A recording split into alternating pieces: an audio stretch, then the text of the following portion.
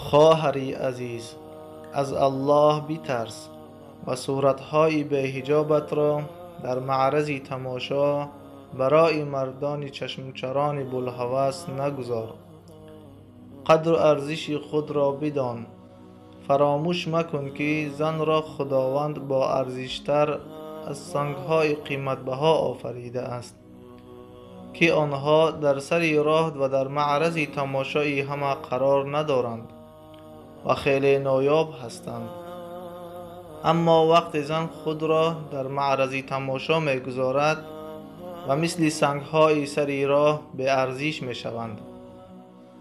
خواهرم، تو از دور و یاقوت و مروارید هم با ارزشتر هستی. اگر دور و یاقوت و مروارید به مثل دیگر سنگ‌های عادی در همه جا دیده می‌شد، حالا اینقدر ارزشمند و گرانبها نمی بودند. خواهری عزیز، تو که مسلمان هستی نباید به مثل زنان فاحشه خود را به ارزش کنی. تو گمان میکنی که کار تو خوب است، ولی این کار تو در پیشگاه الله گناه خیلی بزرگ است.